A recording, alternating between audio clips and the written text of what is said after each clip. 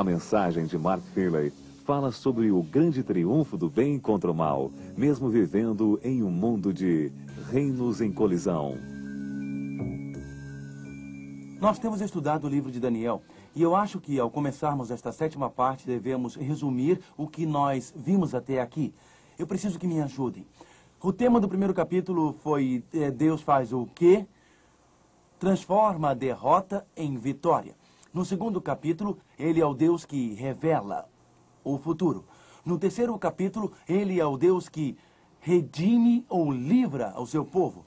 No quarto capítulo, ele é o Deus que governa sobre todos. No quinto capítulo, alguém diz para mim, ele é o Deus da justiça e do juízo. O Deus que desenhou uma linha na areia e cuja misericórdia tem limites, que dá a sua graça, mas que também pronuncia julgamento. No sexto capítulo, ele é o Deus que reina para sempre. Quando os leões rugem ao nosso redor, Deus está lá. Nos 6 primeiros capítulos do livro de Daniel, Deus revela um conflito entre Cristo e Satanás. O profeta Daniel revela um conflito entre a lei de Deus e entre as questões de adoração. No capítulo 1, o rei Nabucodonosor, o rei da Babilônia, atacou o templo de Deus em Jerusalém. E lá ele desonrou o templo em Jerusalém, roubando os utensílios reais. No capítulo 2, Deus revela para Nabucodonosor que ele era o rei supremo sobre todos, através da grande imagem do capítulo 2. Mas no capítulo 3, Nabucodonosor decidiu imitar a imagem como sendo um poderoso governador, fazendo um decreto universal, ordenando que homens e mulheres adorassem aquela imagem de Nabucodonosor, violando a ordem de Deus.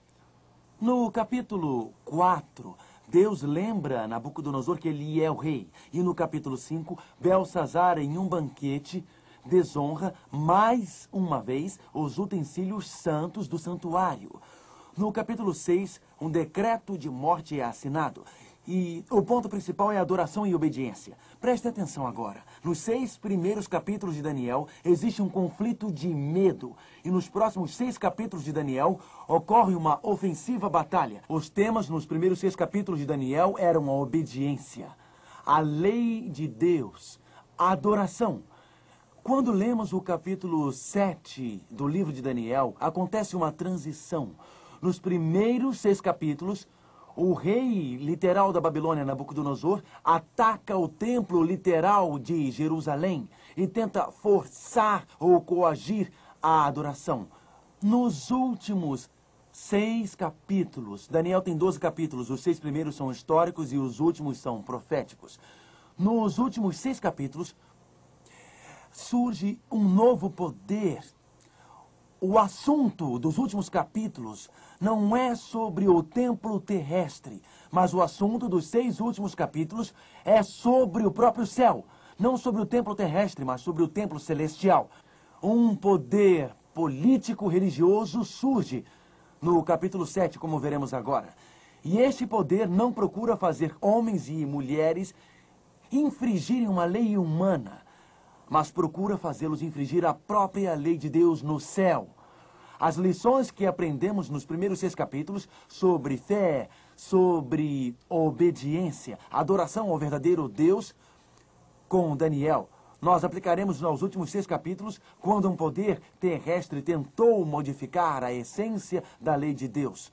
Nós nunca iremos entender completamente os últimos 6 capítulos, se primeiro nós não entendermos alguns detalhes sobre os 2 santuários bíblicos.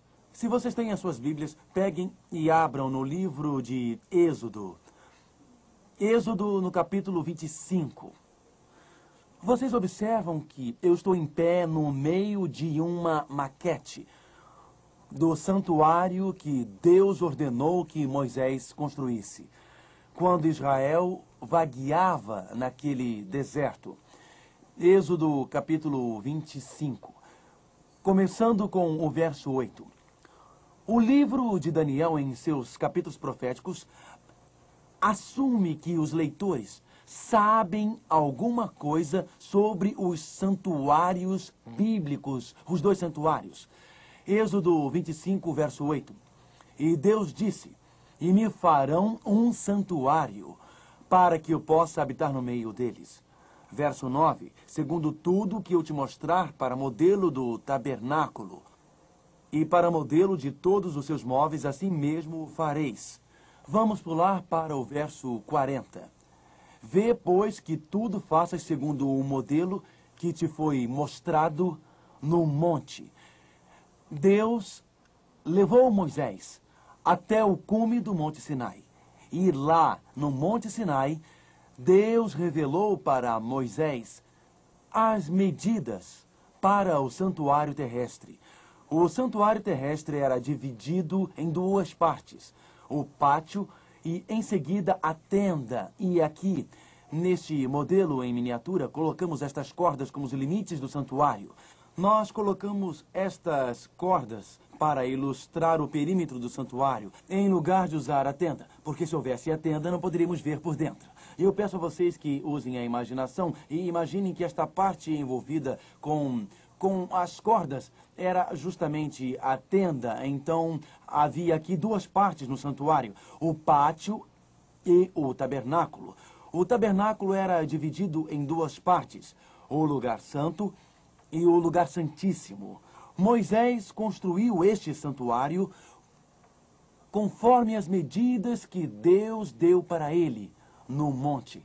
Este santuário terrestre ilustrava o plano da salvação. Foi a maneira que Deus usou para mostrar a eles as lições necessárias para preparar-se para a vinda de Jesus.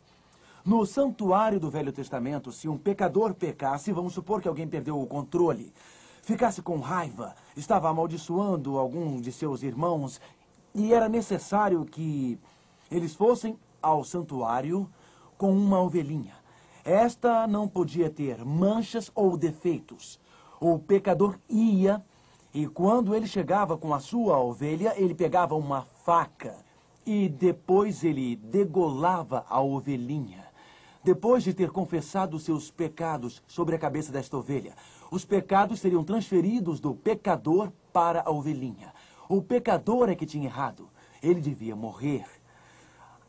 Aquela pessoa que estava com raiva, amargurada, o pecado fora transferido do pecador para o animal. O inocente animal sem manchas e defeitos tinha que morrer. O pecador degolava o animal e aquele sangue pingava na areia. Então, o animal era colocado sobre o altar para ser consumido pelo fogo. Um pouco do sangue era levado pelo sacerdote para dentro do santuário. O pecado tinha sido transferido do pecador para a ovelha. A ovelha merecia morrer? Não mesmo. O pecador merecia morrer. Mas quando a ovelha era morta, ela morria representando o pecador. No lugar do pecador, o pecador ia para o santuário culpado. Ele ia para o santuário condenado, mas quando ele confessava o seu pecado, este era transferido para a ovelha. Mas espere um momento, o que isto tudo representava? Lembre-se quando Jesus veio, João Batista disse: este é o Cordeiro de Deus que tira os pecados da onde? Do mundo. Jesus é a nossa ovelha. Nós merecemos morrer. Nós quebramos a lei de Deus. Nós é que merecemos ser enterrados e nunca mais sair de lá. Quando ficamos nervosos, amargurados, com raiva, somos críticos ou temos pensamentos imorais, somos desonestos, merecemos morrer. Mas Deus, Ele mesmo, tomou sobre si mesmo, no simbolismo da ovelha, nossos pecados. A ovelha representava Cristo. A ovelha não salva a ninguém, e nem o sangue da ovelha, o sangue de Cristo salva. Então o sumo sacerdote, depois de lavar